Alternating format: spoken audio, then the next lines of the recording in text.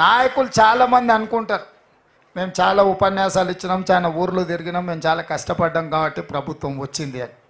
మీరు ఎన్ని ఉపన్యాసాలు ఇచ్చినా, మీరు ఎన్ని గంటల సేపు మాట్లాడినా, కోట్లాది ప్రజలకు చేరవేసిన మీరే అత్యంత కీలకమైన పాత్ర పోషించండి.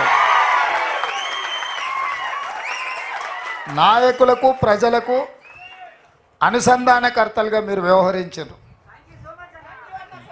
అంటే భగవంతుడికి భక్తుడికి అనుసంధానం అంబికా దర్బార్ బత్తి అని.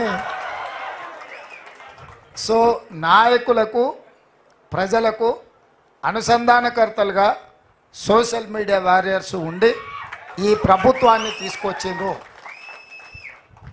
ఈ ప్రభుత్వాన్ని ఈ పార్టీని అధికారంలోకి తేవడం అనేది సెమీఫైనల్స్ మాత్రమే.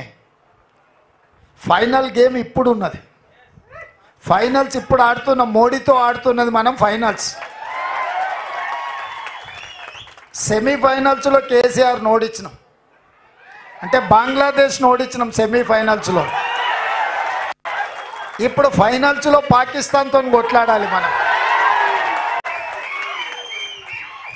తెలంగాణ రాష్ట్రంలో నరేంద్ర మోడీ, అమిత్ షా, జేపీ నడ్డా చాలామంది వాళ్ళ నాయకులు తెలంగాణ మీద ముప్పేట దాడి చేసి మనల్ని ఓడించాలని, ఎట్లయినా సీట్లు సాధించాలని సొంత మనుషులనే కాకుండా కిరాయి మనుషులను కూడా పెట్టుకొని తప్పుడు వార్తలను ప్రసారం చేస్తూ ప్రజాస్వామ్యం మీద, మన పెద్దలు, మన పూర్వీకులు, మన ప్రభుత్వం ఇచ్చిన రిజర్వేషన్ల మీద దాడి చేస్తున్నారు.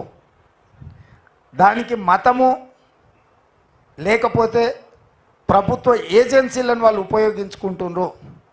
ఈ రెండు అంశాలను స్పష్టంగా ప్రజలకు చెప్పాల్సిన బాధ్యత మా సోషల్ మీడియా వారియర్స్ మీద ఉన్నది.